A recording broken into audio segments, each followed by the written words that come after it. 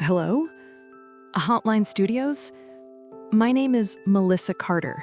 I'm 28 years old, and I'm calling from Burlington, Vermont. I've never called into anything like this before, and honestly, I'm still trying to convince myself there's a logical explanation for what's been happening in my house. But the more I think about it, the less sense any of it makes. I moved into this house about 2 months ago. It's a small two-story place just outside the city near a wooded area, the kind of quiet neighborhood where everyone waves at each other but mostly keeps to themselves. I moved here after getting a new job at a local veterinary clinic.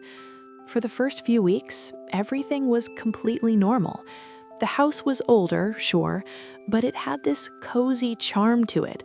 Hardwood floors, tall windows, one of those creaky staircases that makes noise no matter how carefully you step.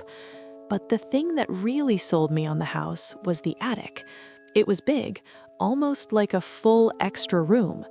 The landlord told me the previous owners had used it for storage. At the time, I thought it would be perfect for keeping boxes and old furniture. I had no idea that attic would end up being the reason I'm calling you tonight. About 3 weeks after moving in, I finally decided to clean the attic out. It was one of those lazy Saturday afternoons where you suddenly feel productive for no reason. The attic was dusty but mostly empty. A few old chairs, some broken lamps, a stack of cardboard boxes that had clearly been there for years. I started moving things around, figuring I'd clear some space for storage. That's when I noticed a small wooden trunk tucked behind one of the beams. It was old, really old, the kind of thing you'd expect to find in a flea market. The lock on it was broken, so I opened it without much effort. Inside were a few random things, some yellowed letters, a couple of old camera lenses, and at the very bottom, a photo album. At first, I thought it was kind of a cool find. I mean, old photographs are interesting. They're like tiny windows into someone else's life. So I sat down on the attic floor and started flipping through it. The photos looked like they were from the late 70s or early 80s. Most of them showed the same family, a man, a woman, and a little boy. Normal family photos, birthday parties, backyard barbecues, Christmas mornings, the kind of pictures every family takes. But after flipping through a few pages, I noticed something strange.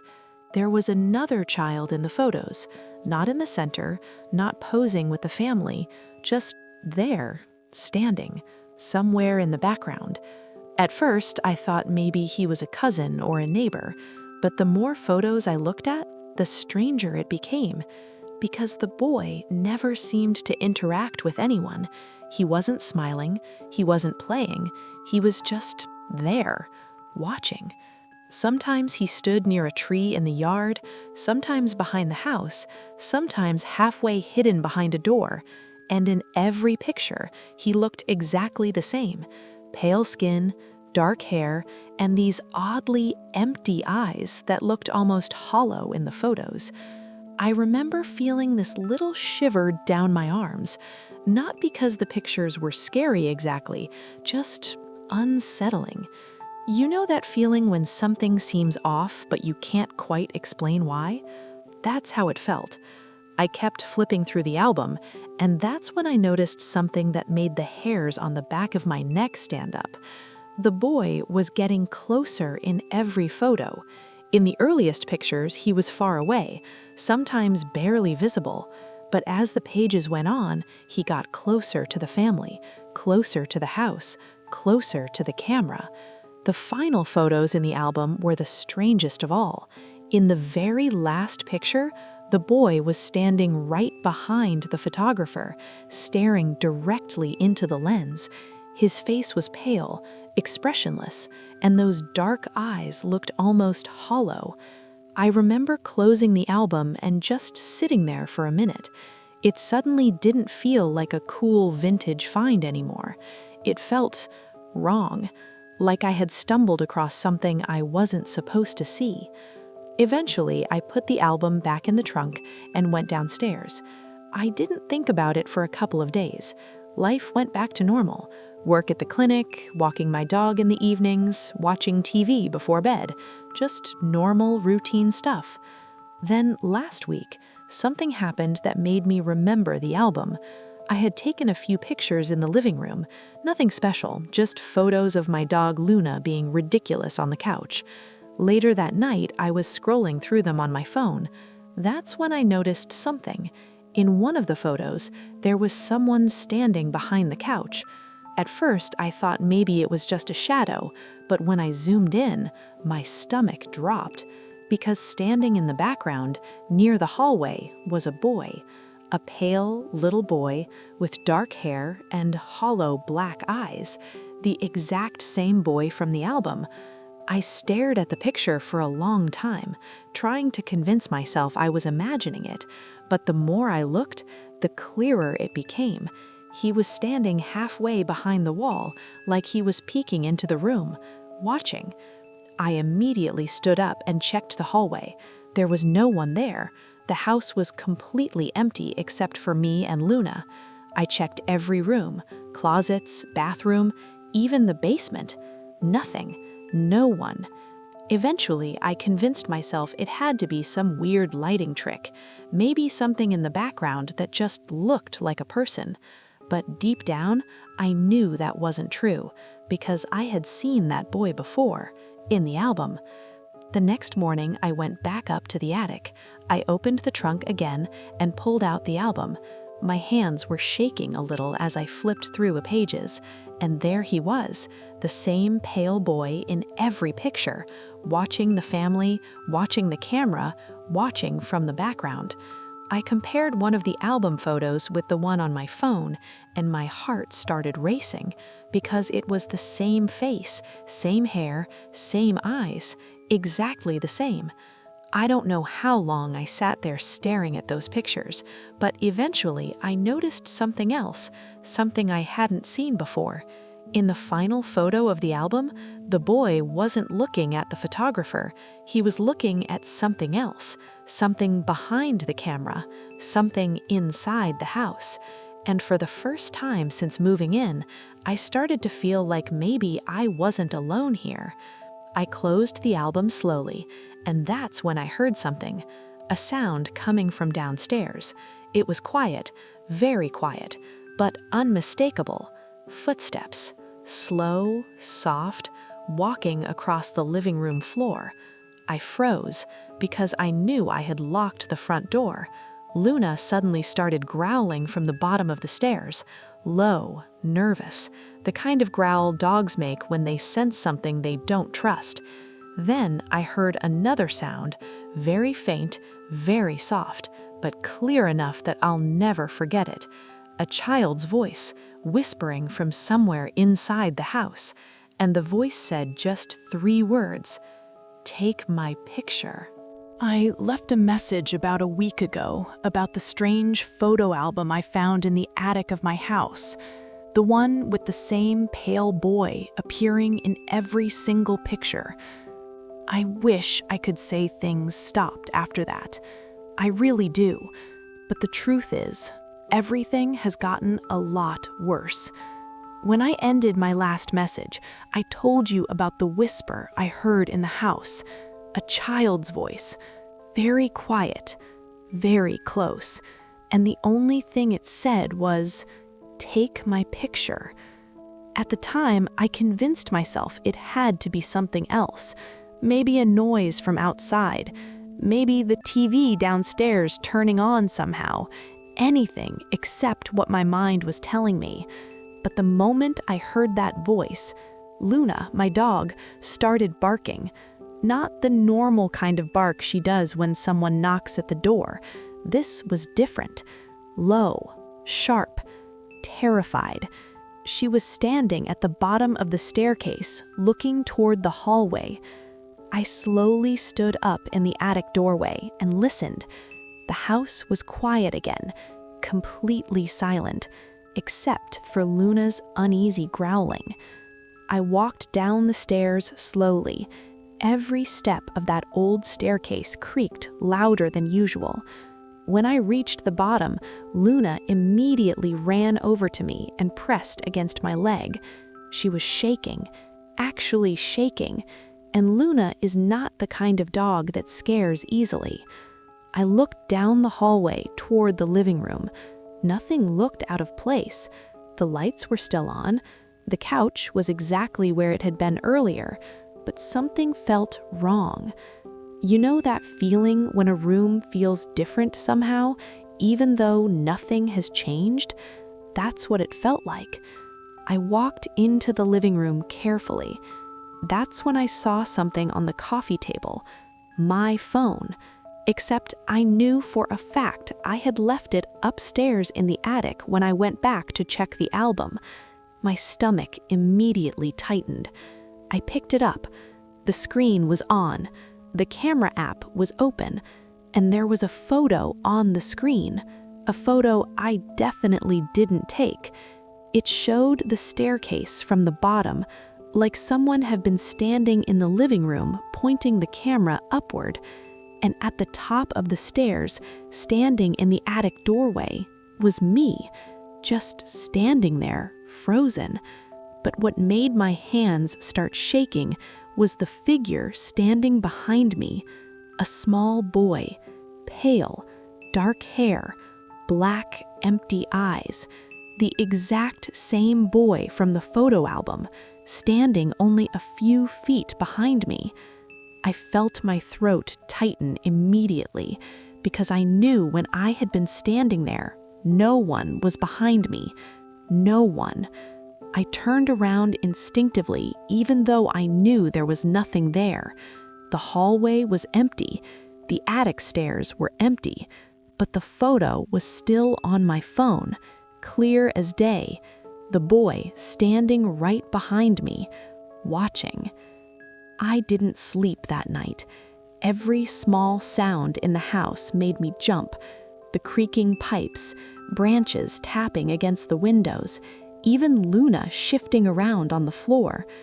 The next morning, I tried to convince myself there had to be some kind of explanation.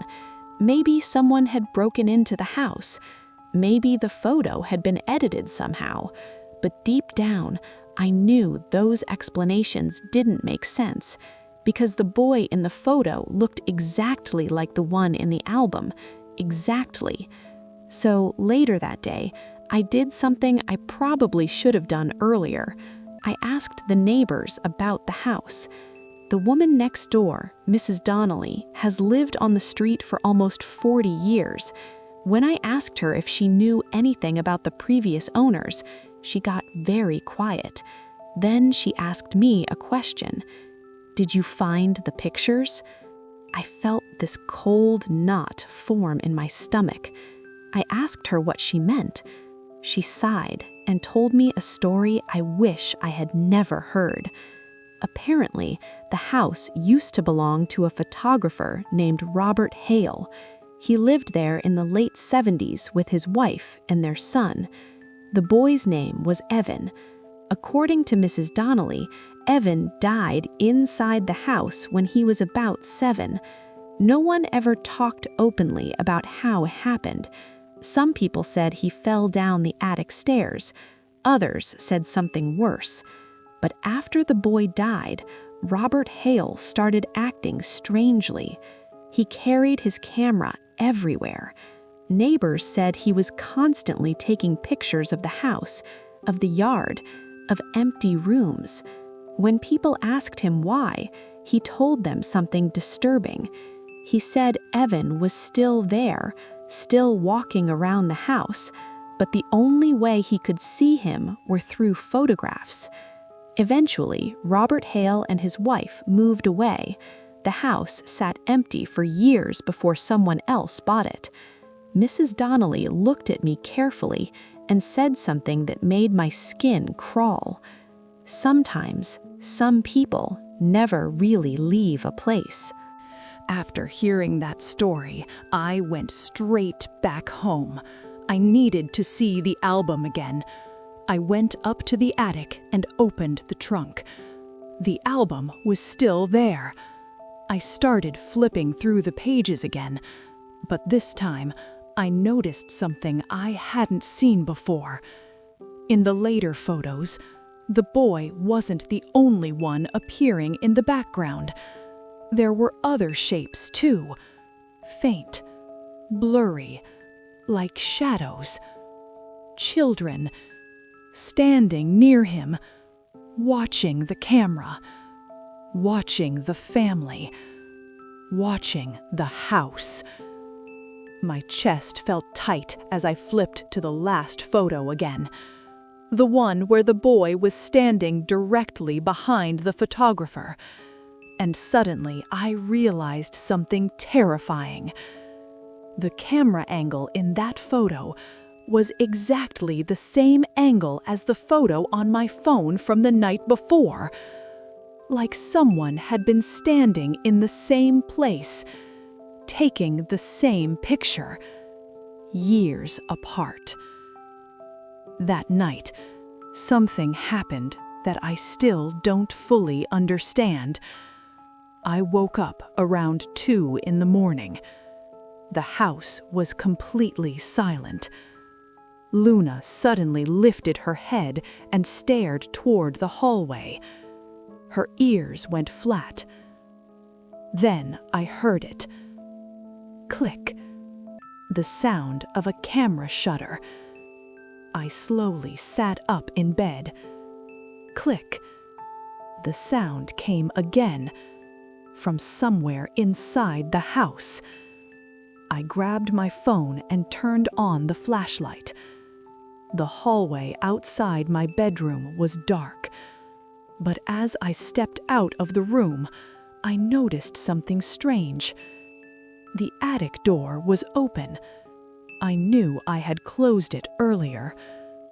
The attic stairs were completely dark, but halfway up the stairs, I could see a small shape. A child, standing there, watching me.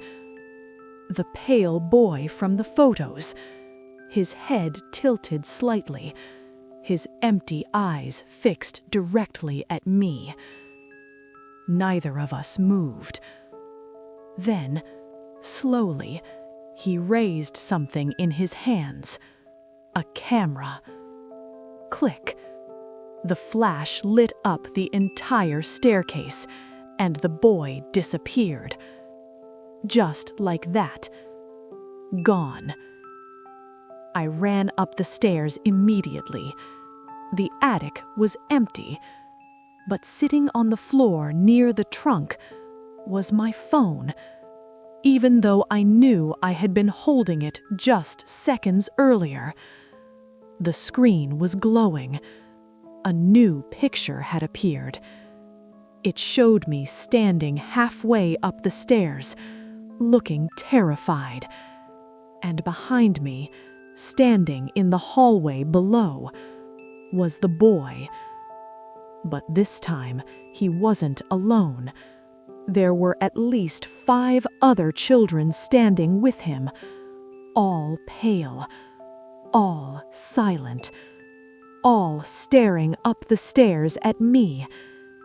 And the closer I looked at the photo, the more I realized something that made my stomach drop. Because the children weren't just standing there, they were slowly moving up the stairs, one step closer. Like every new picture brings them a little nearer. And tonight, just before I called you, I checked the newest picture, the one that appeared on my phone a few minutes ago. In this one, the boy isn't standing in the hallway anymore. He's standing right outside my bedroom door, holding the camera, looking directly at the lens, like he's about to take another picture. And I swear, as I'm saying this right now, I can hear footsteps in the hallway, small footsteps, walking toward my door. And the only thing I can hear after that is the sound of a camera shutter. Click. If you love the slow burn of fear, the stories that creep under your skin, subscribe now. Don't fight the darkness. Let it follow you.